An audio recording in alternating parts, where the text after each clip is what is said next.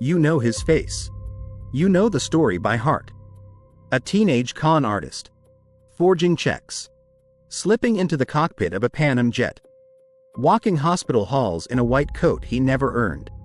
Arguing cases in a Louisiana courtroom at 19. Leonardo DiCaprio played him. Tom Hanks chased him. Steven Spielberg made him immortal. For 50 years, Frank Abagnale sold you that story. On television. On stages. In boardrooms, for a fee that, at his peak, reportedly ran 6 figures a night. Here's the problem. According to unsealed New York State prison records that sat untouched in an archive for half a century, Frank Abagnale spent most of that legendary crime spree exactly where you'd least expect him. Not in a cockpit. Not in an operating room. In a cell. This is not a story about a criminal mastermind who outran the FBI. This is not a story about a Hollywood villain too clever to catch. This is a story about how easy it is to fool the entire world when nobody bothers to check the ledger. Follow the money. Or in this case, follow the paper trail he prayed nobody would ever find. Let's start with what actually happened. The true part. June 1965. 17-year-old Frank Abagnale steals a stack of blank checks from a gas station in Tuckahoe, New York. Small time. Petty. The kind of headline that fills a corner of the local paper and nothing more. He's caught. He's sentenced. 3 years. State prison. That is not the story he told America. The story he told, first to a talk show panel in 1977. Then to Johnny Carson in 1978. Then across 300 pages of a best-selling 1980 memoir, was something else entirely. A teenager. Alone against the system. Forging his way into the cockpit of a commercial airliner. 1,000,000 miles flown. 26 countries. A Georgia hospital where he supervised 7 residents and 42 nurses on the midnight shift.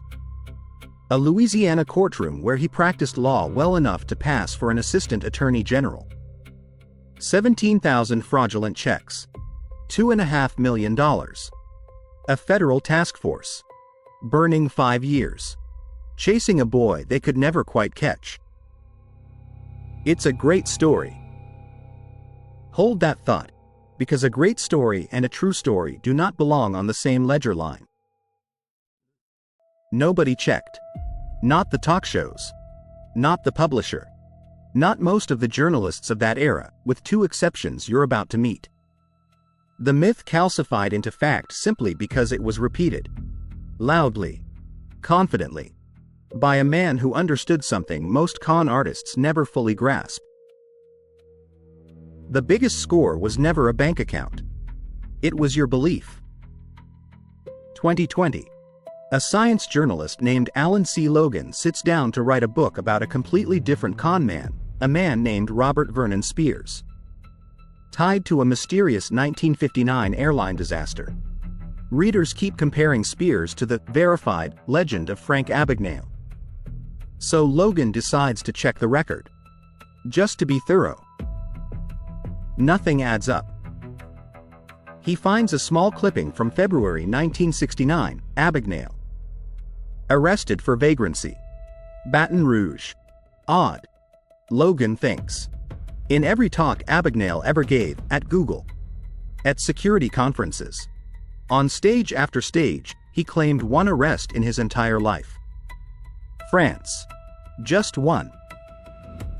That single loose thread was the beginning of a hoax unraveling in real time. Logan pulls records from the New York State Archives. And there it is. Frank William Abagnale Jr., inmate number 25,367, incarcerated at Great Meadow Correctional Facility from July 26, 1965, to December 24, 1968. Read that window again. That is the exact stretch of time the memoir claims he was impersonating a pilot, a doctor, and a lawyer, cashing tens of thousands of dollars across 3 continents. You cannot fly a Pan Am cockpit from a cell block in upstate New York. According to unsealed court and prison documentation, when Abagnale finally did impersonate a pilot, it wasn't Pan Am, it was Trans World Airlines. And it didn't last years, it lasted a few weeks. Sometime after his release in December 1968. But the ledger didn't match the legend. Not even close. Here's where this stops being a story about a clever teenager and starts being about a real family who trusted the wrong stranger. During that brief window impersonating a TWA pilot, Abagnale met a flight attendant named Paula Parks. He didn't just charm her. Records show he tracked her flight schedule through deceptive means and followed her across the eastern seaboard. Eventually, he made his way into the Parks family home in Baton Rouge, Louisiana, a family that gave him a bed, a meal, their trust. He repaid it with forged checks.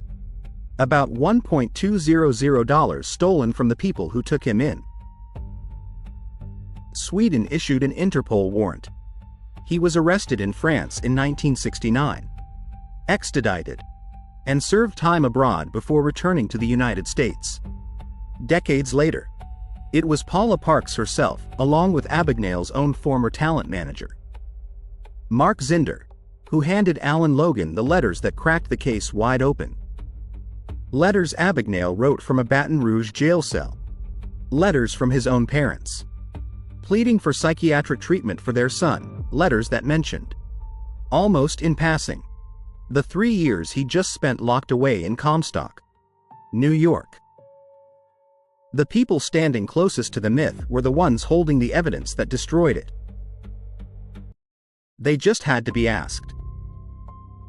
This is not a story about a genius who beat the system. This is not a story about a criminal so brilliant the FBI needed 5 years to catch him. This is a story about ordinary people, a flight attendant, her parents, a disillusioned manager, quietly keeping the receipts, for 50 years, waiting for someone to ask. Now the doctor claim, because it shows you exactly how Abagnale operated. And it shows you something worse. He claimed a full year as supervising pediatrician at Cobb General Hospital in Marietta, Georgia. Hospital administrators told journalist Ira Perry that no overnight pediatric supervisory shift matching that description ever existed. And the timeline betrays him again.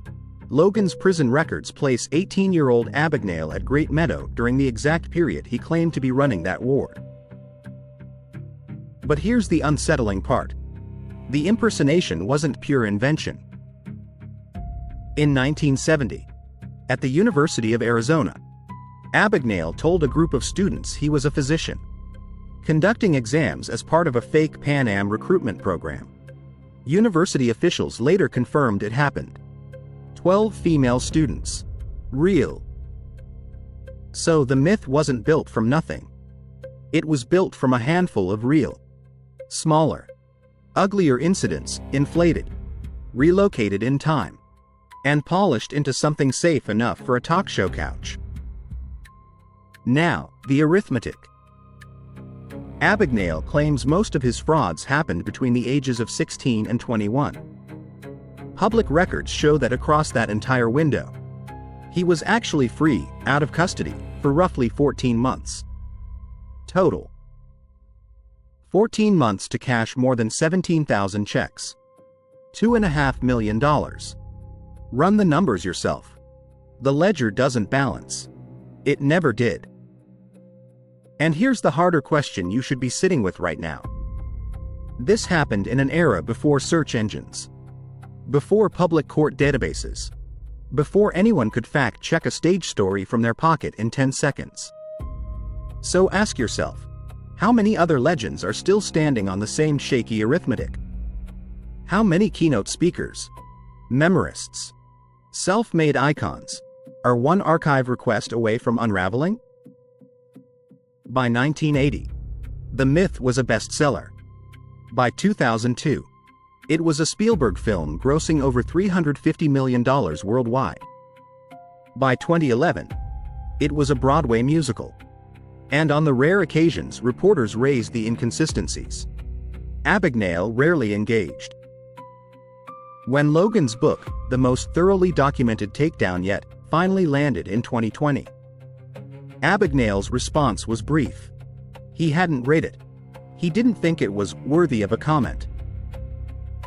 In 2022, Google quietly added a disclaimer to Abagnale's old Talks at Google appearance.